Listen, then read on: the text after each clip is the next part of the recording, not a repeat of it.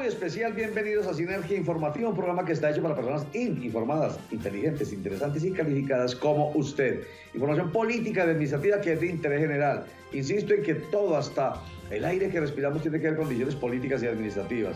Por eso es tan importante lo que está pasando a nivel nacional y obviamente con la aquiescencia de líderes regionales y territoriales locales alrededor de la paz total que busca el presidente de la República, Gustavo Petro Urrego. Todos tenemos que ver con esa paz total. Por eso tan importante lo que han hecho 200 líderes y organizaciones de la sociedad civil en Antioquia, que le han enviado una carta a la delegación del ELN a decirles que eso es lo que vamos a hablar con nuestro invitado de hoy, Luis Guillermo Pardo, quien es el director del Observatorio de Paz del Politécnico Jaime Isaza Cadavid. Bienvenido, Luis Guillermo Pardo, a Sinergia Informativa. Oye, un saludo a todos Sinergia, en Antioquia, en Colombia y en el mundo entero. Es un gusto estar compartiendo contigo, con Sinergia, un hecho. Bueno, Luis Guillermo, ¿qué fue lo que le enviaron ustedes? ¿Qué le dijeron ustedes a la delegación del ELN con esa carta firmada por 200 líderes y organizaciones de la sociedad civil? Ya vamos por el lado 250 y esta audiencia va a seguir creciendo. Lo importante es que es el país nacional, congresistas, excongresistas, organizaciones de víctimas, Gloria Quiseno, líderes como Álvaro Jiménez, exalcaldes, dirigentes populares, dirigentes sociales, empresarios, sacerdotes, militares que le están diciendo al ELN, el país nacional les pide que evalúen y analicen la importancia de un cese bilateral del fuego en la búsqueda de la construcción de paz total, porque sin un cese bilateral del fuego, con el ELN al gobierno Petro y a las fuerzas militares, a la policía, le queda extremadamente difícil implementar en los microterritorios y en los territorios otros ceses bilaterales del fuego, como con la autoridad gatanista del Golfo, o lo que se va a venir con grupos multicrimen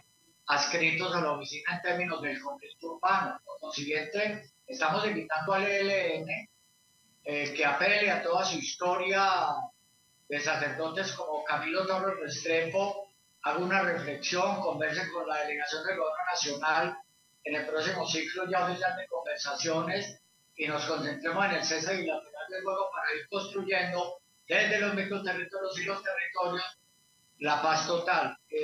Una paz total funciona si el ELN participa del cese bilateral, de lo contrario será muy difícil la implementación de la paz total en los territorios. Por consiguiente, es una invitación sencilla, tranquila, transparente, clara del país nacional a la delegación del ELN, que hagan esa reflexión, que hagan ese debate interno, que conversen con los territorios y encontremos una senda y un camino certero democrático para establecer el cese bilateral del fuego entre el gobierno y el ELN. Luis Guillermo Pardo, no es un canto a la bandera, no es ingenuidad de parte de ustedes. ¿Creen que encuentran oídos dispuestos a escuchar, porque no solamente oír, sino a escuchar por parte del ELN? No, claro, no, es que, mira, Roger, entre otras cosas, la Constitución de Colombia, el artículo 22, dice que la paz es un derecho y un deber de obligatorio cumplimiento. Y nosotros estamos cumpliendo la Constitución Política de Colombia. Y el ELN, esto va a implicar una reflexión, porque en el ELN tiene historia de búsqueda de la paz política. El ELN tiene historia de trabajo social en los territorios. El ELN, sus líderes saben lo que es la guerra, la masacre, los atentados contra los líderes sociales, ambientales, derechos humanos, sociales. Otros creemos que no es otro canto a la bandera, para no hacernos ecos de esos pesimistas de la paz. Es que se explore razonablemente y con una reflexión adecuada la importancia y lo que significa hoy para Colombia y para Antioquia un cese bilateral con el ELN y con otros actores armados, porque en lo contrario se problematiza demasiado la vida en los territorios y en los microterritorios, y siempre será el pueblo y la sociedad civil quienes sufrirán las consecuencias de la guerra, el narcotráfico feliz, la minería ilegal feliz, porque el ambiente de guerra, si algo propicia, son los negocios ilegales, o el tráfico de armas felices, que siga habiendo guerra, porque entonces no hay control del Estado en los territorios y aumentan las rentas ilegales. Hay un tema de fondo que discutir, o que la guerra justifique y permite, en medio del caos de la guerra, que se asesine dirigentes, líderes populares, líderes de derechos humanos, líderes ambientales, líderes sociales, en el marco de ese contexto de guerra, y a la final nadie aparece responsable de estos asesinatos. Por consiguiente, la represión del ELN tiene que implicar llegar al microterritorio, llegar al territorio y pulsar el ánimo en los territorios, con sus dirigentes, con sus líderes. Acá es el país nacional que le está diciendo el ELN a la delegación. Hay que reflexionar, deben establecer un análisis, una discusión y preparar las condiciones con la delegación del Gobierno Nacional de Petro, encabezado por Oti Patiño, de establecer los términos de un cese bilateral del fuego, con el acompañamiento, obviamente, de toda la oficina del Alto Comisionado de Paz y de toda la sociedad civil. Muy bien, desde el proceso de desmovilización de ustedes, el M-19, porque recordemos que Luis Guillermo Pardo hizo parte del M-19, pasando por el EPL, por el Quintín Lame, por el PRT, por las milicias populares del pueblo y para el pueblo y las del Valle de Aburrá, pasando incluso por las autodefensas y llegando a las FARC, todos esos procesos que han sido complicados y siempre dejan en el camino, de todas maneras, disidencias. Ha habido un gran proceso de aprendizaje. ¿Sirve realmente para conversar con un grupo guerrillero tan complicado como el ELN? Por lo menos eso siempre se dice, que por ser una manera federal de gobernarse a sí mismo es muy complicado. ¿Eso sirve realmente? No, claro, total. Es que incluso esta carta abierta, Roger, la están firmando científicos pertenecientes a la Unión de científicos comprometidos con la sociedad y la naturaleza de América Latina. Es que no es solo Colombia, es un tema, el tema de la paz en Colombia, la paz total es un tema internacional. Naciones Unidas acaba de extender el mandato a la misión de las Naciones Unidas del acuerdo con las FARC, que aún se está implementando. Por consiguiente, el ELN es un grupo de reflexión de alguna manera. Los orígenes del ELN son variados, es un tema de teología de la liberación. Incluso yo he recordado mucho cuando estamos elaborando esta carta, buscando las firmas de casi todos los departamentos de Colombia. Esta es una carta de Colegio del País Nacional, como los orígenes de Camilo Torres Restrepo, que entregó su vida incluso, que la entregó por una causa. Entonces el ELN tiene sus inicios y continúa teniendo un regambre político, de contenido social, de búsqueda de la democracia. Por consiguiente, esta carta abierta con su mensaje contundente, claro, sencillo, nítido, sin sentido partidista, nosotros sabemos que va a ser leído, estudiado, hablado por el ELN, no solo en la delegación, sino en los microterritorios. Es que tú ya tienes la carta, Roger, usted se va a quedar impresionado de la gente que está suscribiendo. Por lo digo, es el país nacional, no es el país político, no es el país económico, no es el país exclusivamente de derechos humanos, no, es el país nacional, porque mucha gente está firmando esta carta, otra de científicos de América Latina, la campaña colombiana contra minas, que encabeza Álvaro Jiménez, muchas estructuras de víctimas, exalcaldes como el exalcalde de Livorina, Oscar Henao, coroneles como el excoronel Mora, el excoronel Rodríguez, el excoronel Lora, sacerdotes están firmando la carta, periodistas, ciudadanos, empresarios. O sea, Roger, es el país nacional y el ELN, su fibra esta carta la tiene que tocar, eso es inevitable. Qué bueno, qué bueno.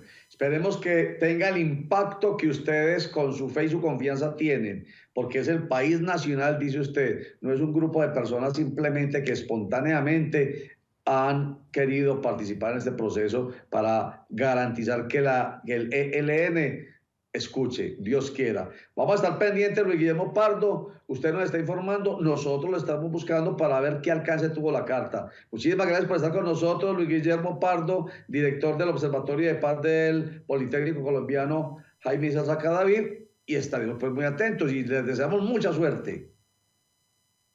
No, Roger, infinitas gracias, un abrazo a todos y Gracias, Luis Guillermo Pardo. Qué rico, ese entusiasmo, esas ganas de aportarle a la paz participando, así con acciones del país nacional, como dice Luis Guillermo Pardo. Maravilloso. Corte para mensajes, ya regresamos.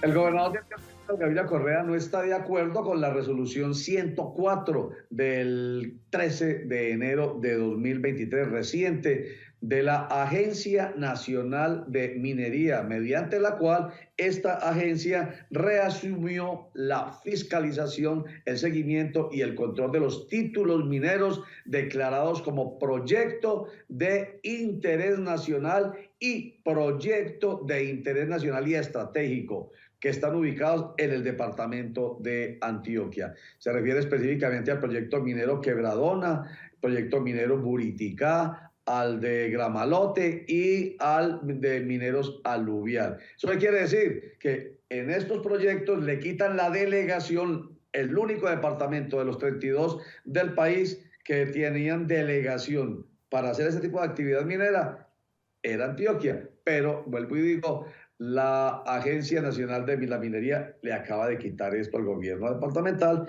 y Aníbal Gaviria no está de acuerdo, pero así fue. ¿Qué piensa al respecto? ¿Qué significa más o menos en contexto?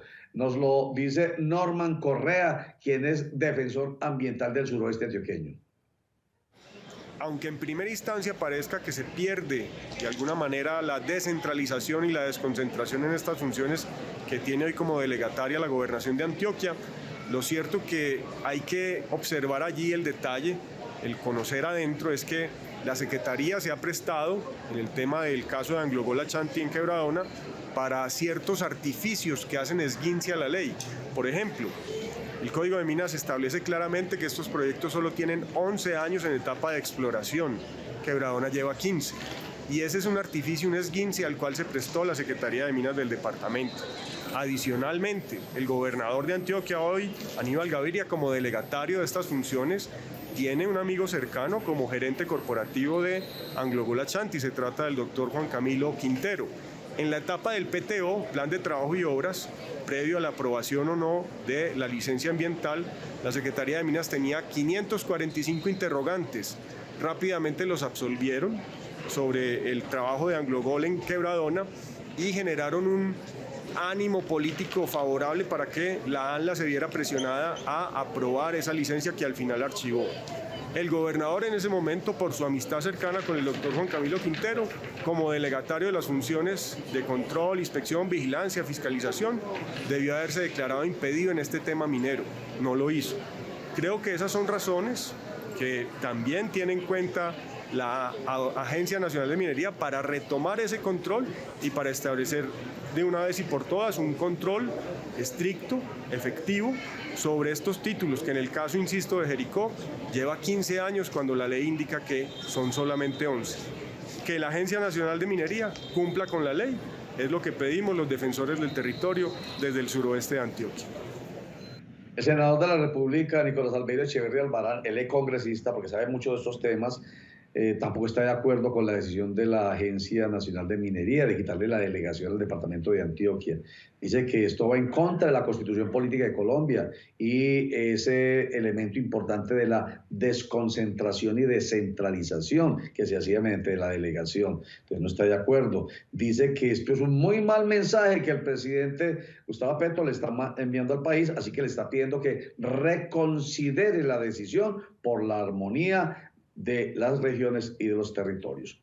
Cambiamos de tema y caemos al tema electoral en Medellín. Rodolfo Correa, quien es candidato a la alcaldía, aspirante por ahora a la alcaldía de Medellín por el movimiento AMA, está muy preocupado porque en el proceso de recolección de firmas para su grupo significativo de ciudadanos y finalmente después de conseguir 50.000 firmas mínimo válidas, ahí sí puede inscribirse como candidato.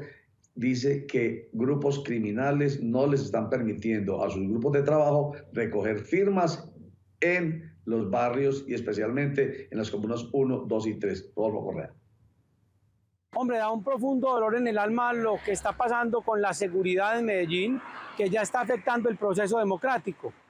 Es una realidad que hace poco varios miembros de mi equipo de recolección de firmas que están tratando de conseguir el aval para la alcaldía de Medellín han sido expulsados de las comunas 1, 2 y 3 de la zona nororiental de la ciudad por gente que se dice pertenecer a grupos armados y que están impidiendo el ejercicio de la actividad democrática, según ellos, porque solo está permitido en esas comunas que el señor Albert Corredor realice actividad de campaña.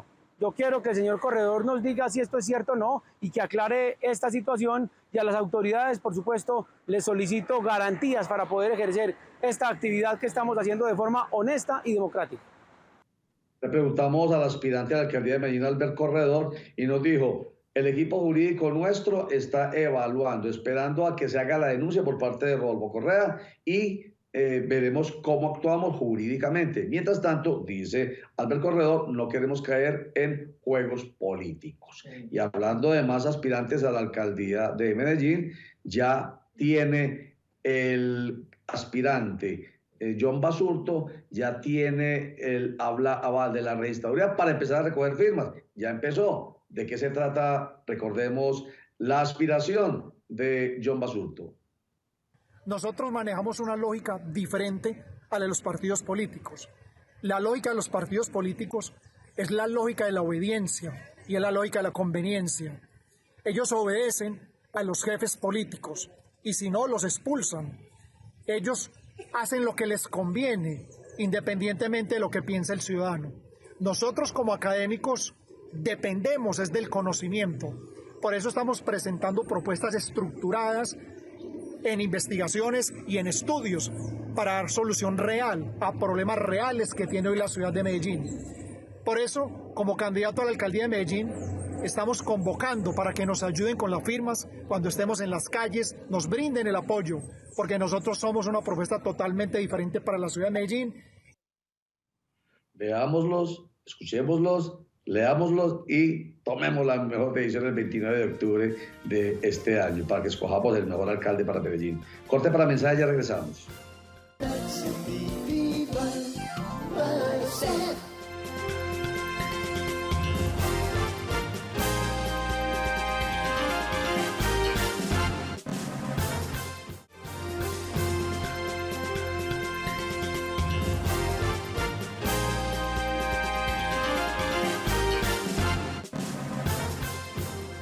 Este martes 17 de enero de 2023 fue otro día pasado por lluvia.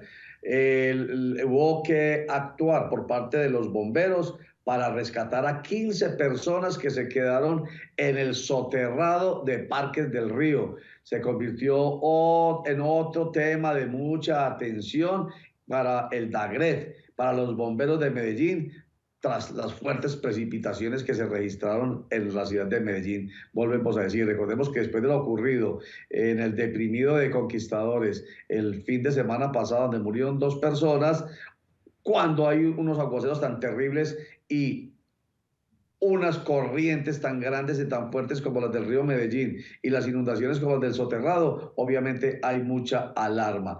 Miren ustedes, observen ahí cómo quedó el soterrado, el grande. No estamos hablando del deprimido pequeñito donde murieron 2 personas, sino donde hay mucho más espacio. Ahí hay 6 carriles y aún así hubo necesidad de actuar por parte de los bomberos para rescatar a 15 personas que quedaron allí atrapadas.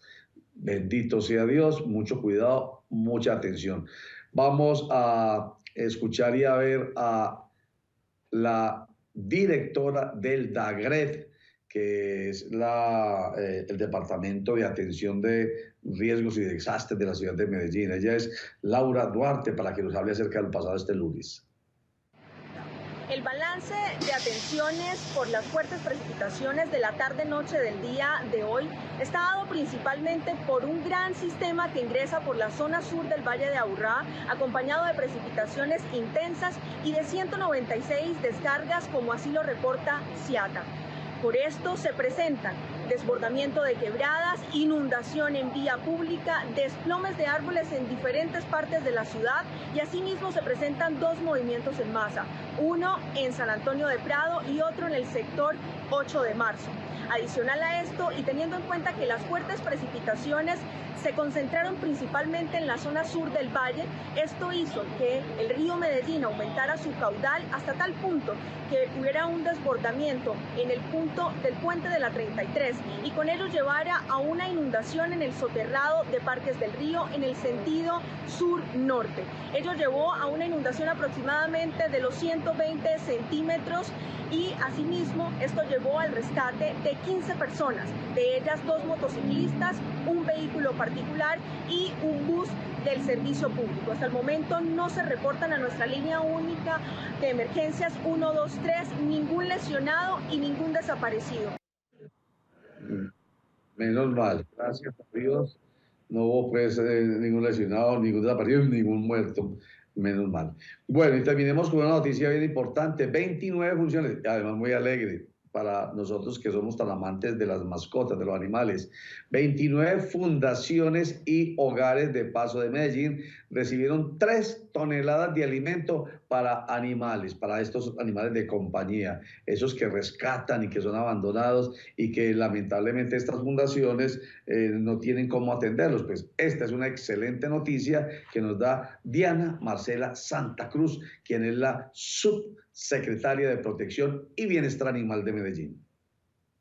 Con el apoyo de la empresa privada Gabrica Solidaria se pudo hacer entrega de concentrado para perros y gatos de diferentes fundaciones, hogares de paso o albergues de la ciudad, apoyando a que animales de compañía que han sido rescatados en condición de vulnerabilidad y que hoy se encuentran bajo el cuidado de estas organizaciones sin ánimo de lucro pudieran darles bienestar a esos animales. De igual manera, se hizo la revisión y acompañamiento de las condiciones mínimas de bienestar animal en estos hogares, fundaciones u albergues que fueron beneficiados con la entrega de este concentrado.